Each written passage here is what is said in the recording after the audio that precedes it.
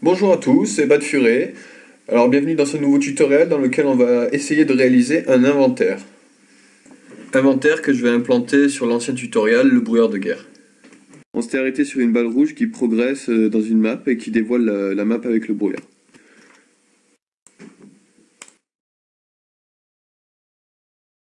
La nouveauté, c'est qu'on va ajouter un nouveau layer qu'on va appeler inventaire.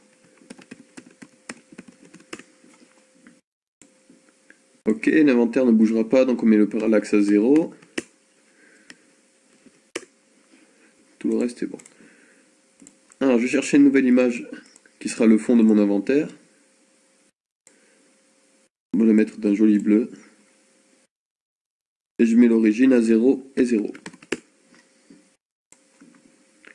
Alors, je vais choisir la taille qu'aura mon inventaire. On va dire que ce sera comme ceci. J'ajoute un nouveau sprite, ça sera les éléments de mon inventaire.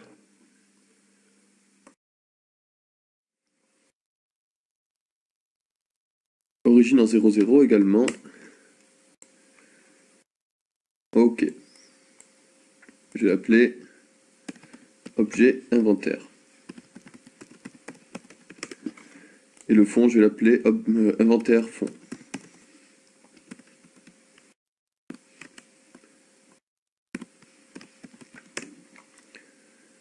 Ok. Maintenant, on va créer un nouveau groupe dans l'event sheet que je vais nommer inventaire. On va commencer par donner la position de chaque objet dans mon inventaire quand il sera ouvert. Donc, on va mettre récupère l'objet. On va mettre en action, bien sûr, cette position. Alors, mon premier objet, il aura la position d'origine du fond de l'inventaire. Donc, je vais récupérer l'inventaire fond, sa position X et sa position Y. On vérifie qu'il va bien se placer là où on vient de lui donner l'information. Ok, il est placé en haut à gauche. Maintenant, si j'ai plusieurs objets de l'inventaire, j'aimerais qu'ils s'affichent à la suite et dans un certain ordre. Donc, on va le faire en fonction de son ID, son index, qui commence à 0 pour le premier objet et qui termine à 7 si on a 8 objets. Et on va multiplier cette ID par la taille de l'objet. Alors je vais créer une variable qui sera cette fameuse taille pour l'objet. Et je vais la stocker dans le fond de l'inventaire. Taille objet. On va en profiter pour choisir une marge, on en aura besoin. Alors la taille de l'objet, on va faire des petits objets, donc c'est 50.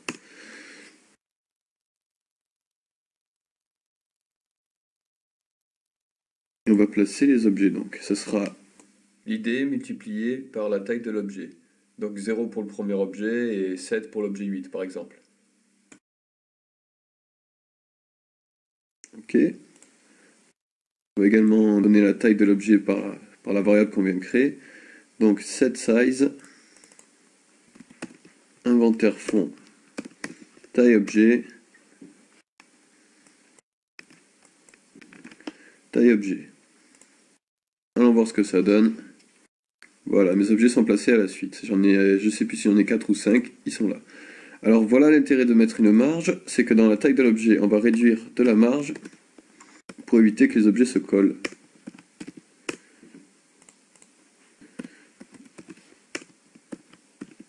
Marge. Et je vais donner une marge de 5 pour le moment. Les objets sont séparés par une marge de 5. Super. On peut continuer. Maintenant, lorsque j'en aurai plus qu'il n'en faut pour une ligne. Pour illustrer, on va augmenter la taille des objets à 100. Alors, on voit le dernier objet qui dépasse du fond de l'inventaire. Il faudrait le replacer en seconde ligne en première place. ça, on va continuer l'algorithme. Et on va dire ici que lorsque l'idée aura atteint la valeur maximale d'objets par ligne, on repart à 0. Donc pour ça, je vais appliquer un modulo qui donne le reste de la division par le nombre que je vais émettre. Donc ça sera le nombre maximal d'objets par ligne. Cette valeur est égale à la largeur du fond de l'inventaire divisé par la taille des objets.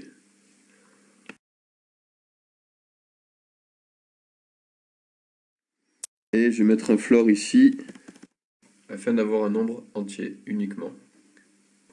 Donc le modulo va remettre à 0 notre ID lorsqu'il atteindra la valeur maximale d'objets par ligne. Voilà, j'ai aucun objet qui dépasse, super. Par contre, ils sont affichés les uns sur les autres pour la deuxième ligne. Donc il faut modifier l'algorithme ici également. On va ajouter une hauteur. Donc on va continuer sur le self-id. Et ce coup-ci, on va le diviser donc par la valeur maximale d'objets par ligne. On la récupère ici, c'est ce qu'on a dit plus haut. C'est tout ce qui se trouve dans le floor. Donc on fait copier, coller.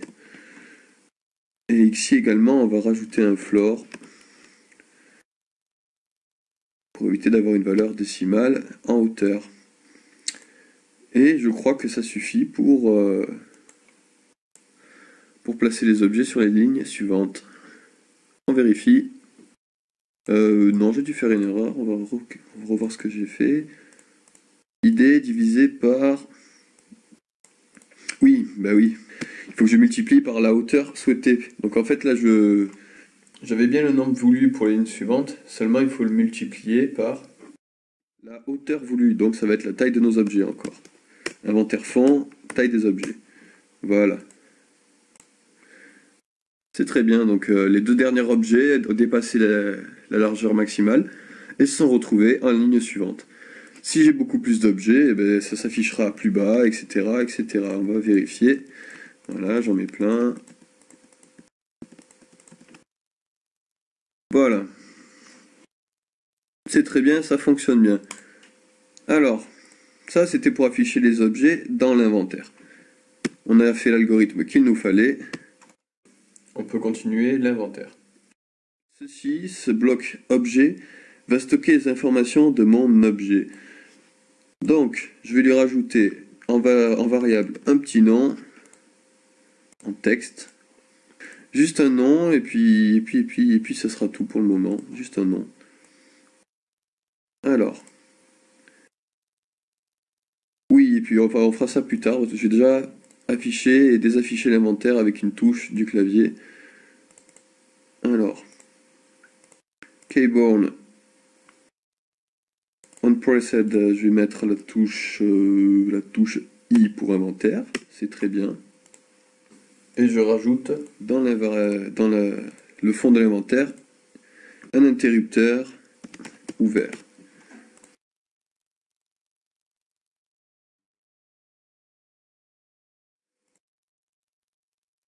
Donc on fait une petite comparaison si l'interrupteur est ouvert et s'il est fermé. S'il est ouvert, on fera 7 visible. Et s'il est fermé, invisible. Et de même pour tous les objets qui le composent.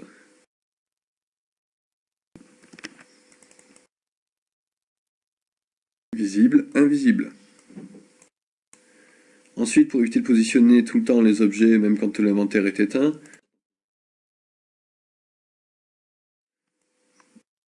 toutes les actions qui se trouvent là, on va les mettre dans l'inventaire ouvert. Ensuite, lorsque j'appuierai sur I, l'interrupteur, on va le changer de position. Donc on fait toggle, je ne sais pas si ça se prononce comme ça, toggle interrupteur. Alors, on va voir si on peut l'ouvrir, le fermer à souhait avec la touche I. Il est fermé, on l'ouvre avec la touche I, on le ferme, il est fermé, on l'ouvre, on le ferme, ça marche très bien, on peut se promener. La parallaxe de mon layer permettra d'afficher toujours au même endroit l'inventaire. C'est impeccable. Alors ensuite, comment attribuer à chaque objet les variables de mes objets. Donc j'aurai juste le nom par exemple. Et on fera que lorsque je récupérerai un objet sur la map, on va en créer un par exemple, ce sera une pomme. Je sais pas, autre chose. On va voir. Ce que j'ai, on va mettre une pierre. Ouais, une pierre, c'est sympa une pierre. Je vais réduire la taille, on n'a pas besoin d'autant. Juste du 100 par 100. Voilà ma pierre. Elle est bien très grande, elle est bien trop grande encore. Donc je vais mettre à 30-30.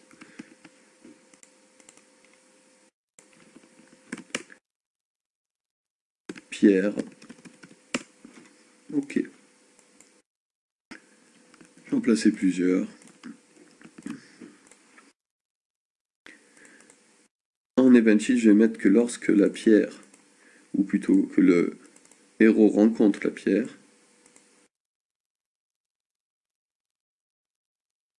je supprime la pierre et je crée un objet inventaire sur le layer de l'inventaire, très important à ne pas oublier.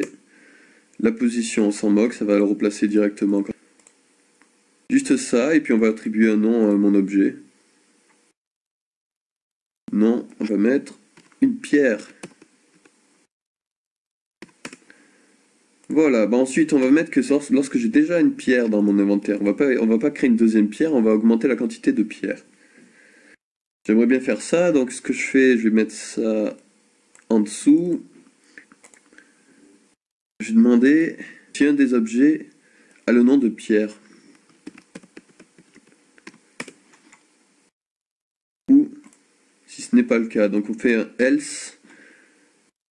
Car si je faisais nom de pierre et que je inversais, cet événement ne se lancerait pas parce qu'il n'y a pas d'objet pierre au départ. Donc en fait il n'y aura aucun objet au départ.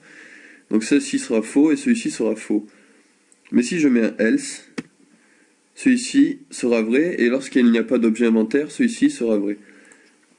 Voilà, j'espère que vous m'avez compris. On continue. Donc lorsque je n'ai pas d'objet pierre encore dans mon inventaire, je vais le créer tout simplement. Et je vais rajouter une variable dans mes objets qui sera la quantité d'objets. Ouais, avec 2Q, ça marche mieux. On va modifier ça.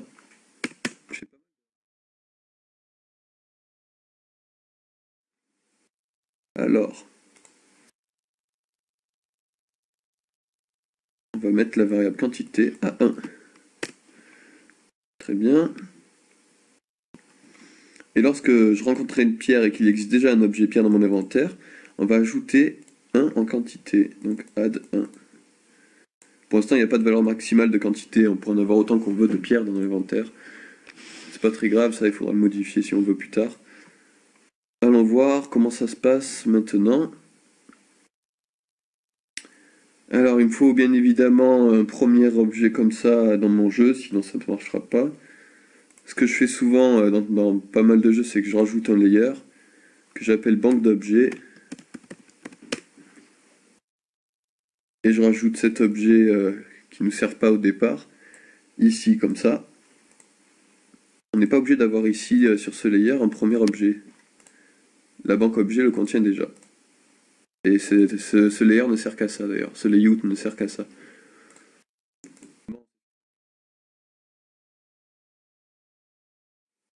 Ici je vais simplement changer les layers à 0, car il n'était pas sur le bon.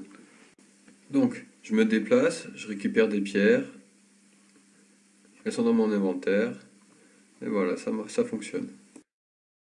Alors maintenant, on va chercher à mettre une apparence pour chaque icône des objets dans l'inventaire, pour que ma pierre ne soit pas un icône vert ni les autres objets. Alors par exemple, je viens de créer un nouvel objet qui s'appelle pierre. Donc, ce que je fais, c'est que je vais ajouter une animation, que je vais appeler pierre également. Et je vais mettre l'apparence que je souhaite pour cet objet. Donc là, pour l'instant, je vais garder l'apparence de la pierre. Maintenant, dans mon programme, je vais faire correspondre pour chaque objet de mon inventaire l'apparence, donc l'animation, avec le nom qu'il contient dans la variable, dans son instance variable. Donc self nom.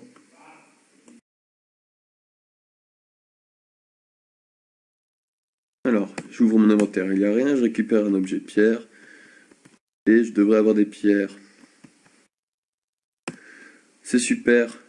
Oui, alors bien sûr, voilà, j'oublie toujours plein de choses, moi, je suis comme ça. Donc l'objet inventaire, il faudra bien sûr à chaque fois mettre l'origine en 00, sinon ça s'affiche mal comme on vient de le voir. 0, 0. Bon, voilà, je vais pas vérifier que ça affiche bien comme il faut, c'est normal, ça devrait le faire. Ensuite, si je veux créer un nouvel objet, par exemple, on met une apparence bateau, ça ressemble à rien. Donc objet 2, je vais mettre objet 2. Et pareil, lorsque je vais rencontrer cet objet, je voudrais l'ajouter dans mon inventaire.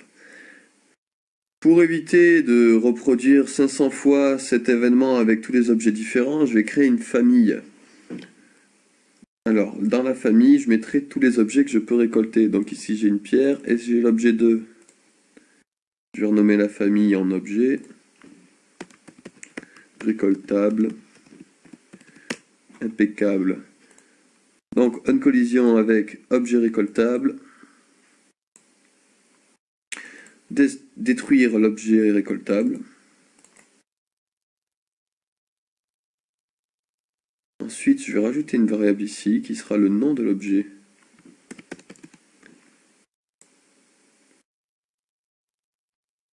Ouais. Très bien. Il me faut un autre événement. Donc, à la création de cette chose, de cet objet, je vais paramétrer le nom de mon objet. Self, animation, name. Invalid value. Pourquoi?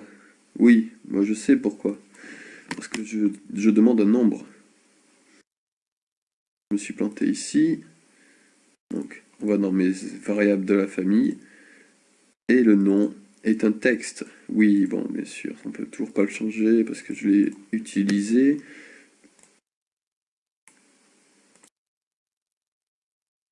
Voilà, donc la variable est un texte.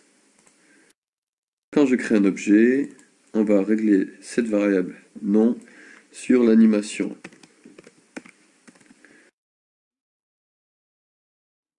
Ce qui implique que je devrais paramétrer chacun de mes objets ici.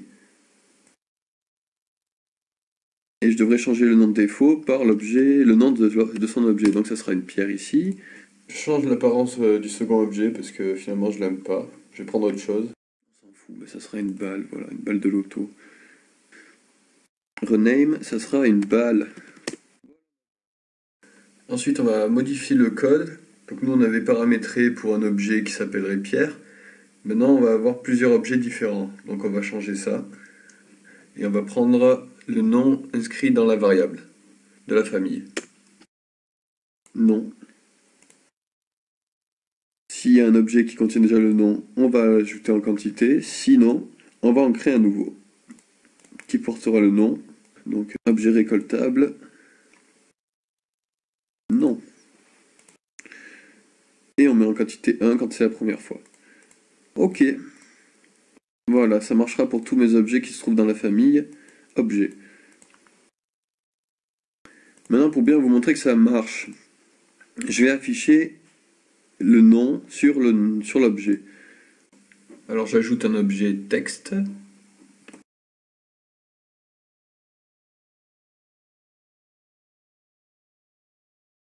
Je renomme le texte. Je vais le mettre en blanc. Ici, la taille pour éviter que ça déborde. Je vais mettre l'alignement au centre, l'alignement en haut ou en bas, même c'est mieux. Le point, on va le mettre au centre aussi.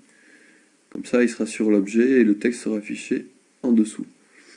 Je retourne sur mon layout banque et je dépose l'objet texte. Comme ça, je pouvais pouvoir le supprimer sur le layout, le premier layout. Donc, je supprime ici l'objet, il ne me sert pas. Alors, lorsque je ramasse un objet que je n'ai pas dans mon inventaire. J'ai également créé un objet de texte. Donc celui que je viens de créer, non associé. Je choisis le layer de l'inventaire. La position, on l'attribuera plus tard. Le texte affiché, objet, inventaire, non. Ici, donc, lorsque mon inventaire est ouvert, on va afficher une fois, donc trigger once, on va le faire. On va faire une fois un événement qui sera de placer les noms sur les objets. Donc cette position, to another object, objet inventaire, en position 0. Mais il va falloir dire quel objet. Donc,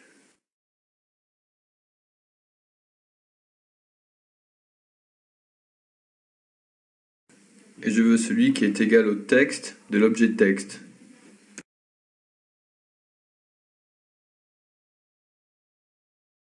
et on placera le texte sur cette position.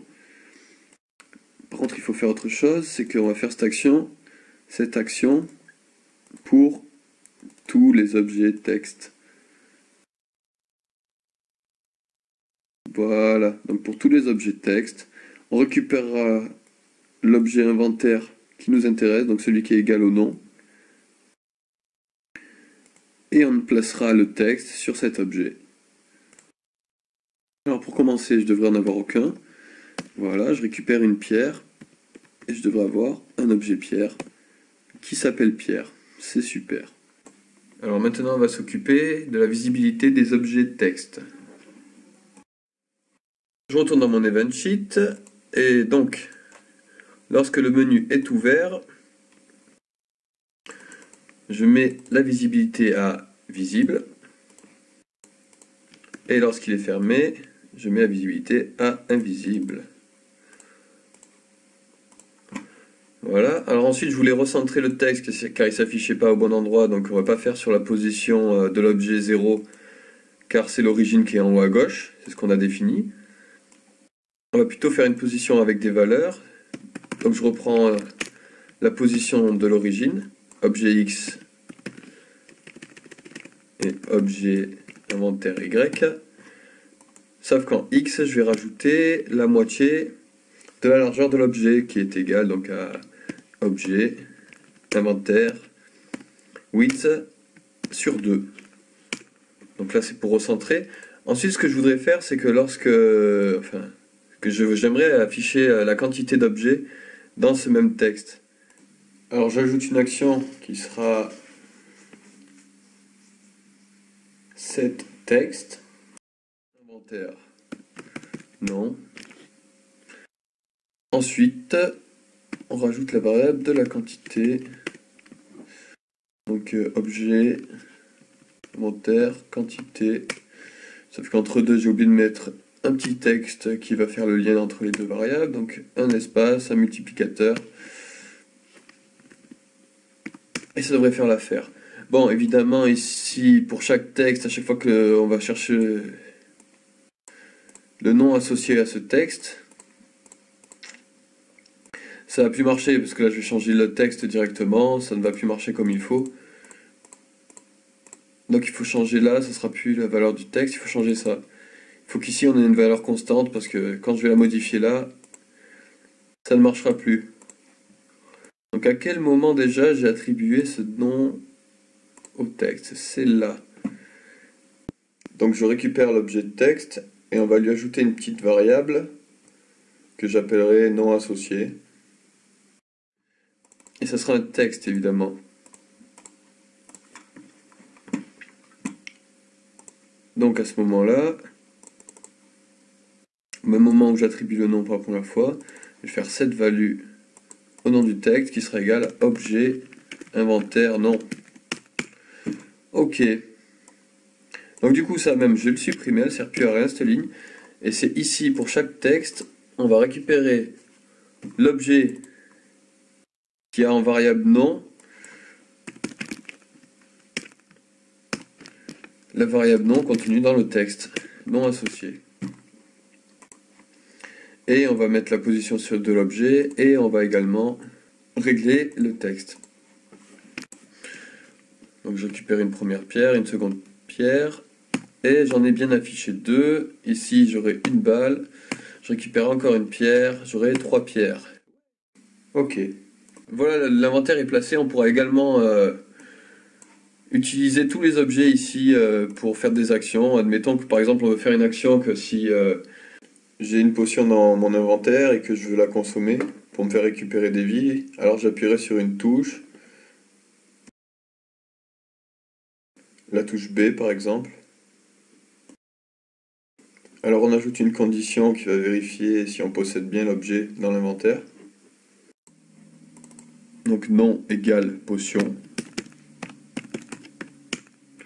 Et si j'en ai, alors on va soustraire une potion dans ma variable de quantité. Et on fera également que si la quantité de cet objet est tombée à 0, on supprimera l'objet de l'inventaire.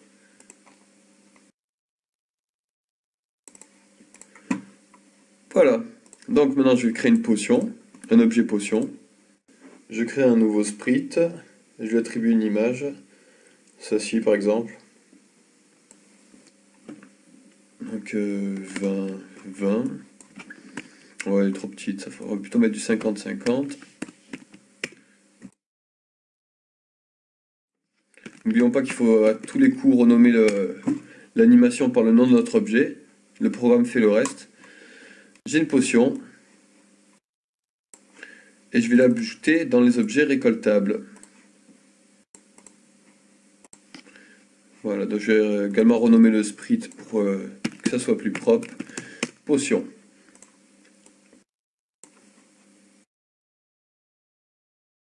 Je le place sur le bon layer, sur le layer 0. Et donc, je récupère une pierre, je récupère une potion, je récupère une balle. J'ai une potion, une balle et une pierre. Alors j'appuie sur la touche B. Et la potion a été consommée, je ne l'ai plus dans mon inventaire. Alors je crée plusieurs potions. Et on va retourner dans l'event sheet car j'ai oublié de faire une étape assez importante qui va être de supprimer le texte quand l'objet disparaît, quand on n'a plus d'objet dans l'inventaire. Donc je prends le texte qui m'intéresse, celui qui a la variable nom qui correspond à l'objet en question.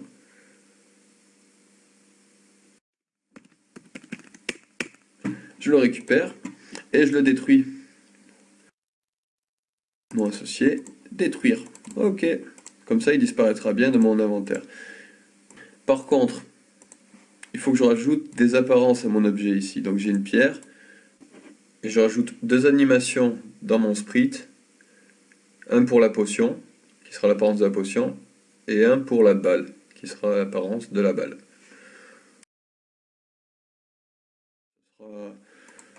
Je vais garder pour la potion la même apparence, ici.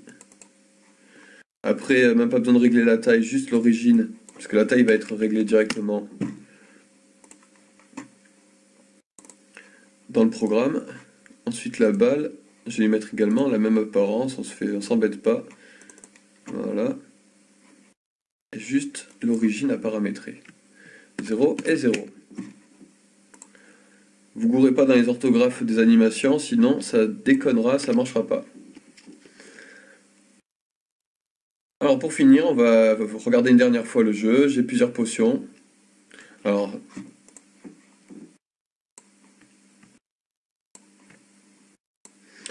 je change le layer de ces deux objets-là que j'avais oublié de faire.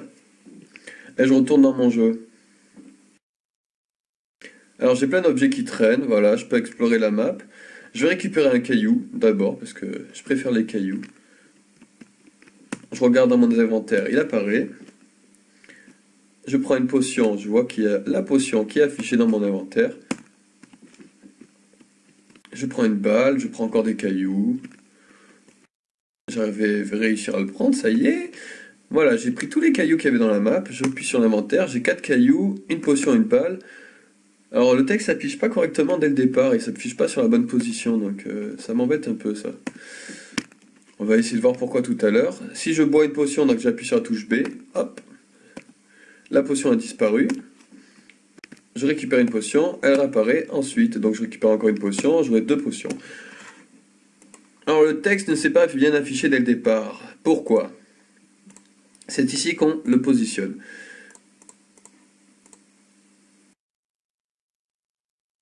Je pense que c'est parce que cette valeur-là n'est pas de suite égale à la taille de l'objet.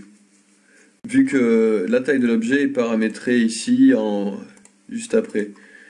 Le mieux à faire, c'est de récupérer la taille finale de l'objet que j'ai enregistré dans mon inventaire fond en taille d'objet. Donc je divise toujours par 2 pour avoir la moitié. Et j'aurai peut-être quelque chose de mieux. Alors, dernier aperçu. Je récupère une première potion, une deuxième potion. Le texte est affiché au bon endroit. Je récupère un caillou. Le caillou est bien placé. Je récupère la balle. Voilà, tout fonctionne bien cette fois. Après, il faudra peut-être changer la couleur du texte, puisque là, je vois que sur la balle, on le voit pas bien. C'est à vous de paramétrer. Peut-être modifier également la hauteur du texte, pour que ça soit bien placé. Alors, je vais voir dans mon inventaire. J'ai tout ça, je vais consommer une potion en appuyant sur B, hop, je regarde, j'en ai plus que 2, je vais en reconsommer une, j'en ai plus qu'une, et si je prends la dernière, l'objet disparaît dans mon inventaire. Ce qu'on pourra faire également, tout le programme s'occupe du reste, c'est de modifier la taille de l'inventaire, ici, et la taille des objets. Donc ici j'avais mis 100, je pourrais très bien mettre 50. Vous allez voir que le programme s'occupe du reste. Donc on pourra ajuster au fur et à mesure comme on souhaite l'inventaire. Donc je prends l'inventaire, un caillou, hop, hop. J'ouvre, j'ai tout. Bon, ça se confond un peu, les noms là, ils sont un peu en bordel. À vous de voir un petit peu comment régler bien les choses. Voilà, on a terminé. J'espère que ça vous a plu, que ça vous sera utile pour vos jeux, vos prochains jeux. En tout cas, merci de m'avoir écouté jusqu'au bout et à bientôt pour un nouveau tutoriel.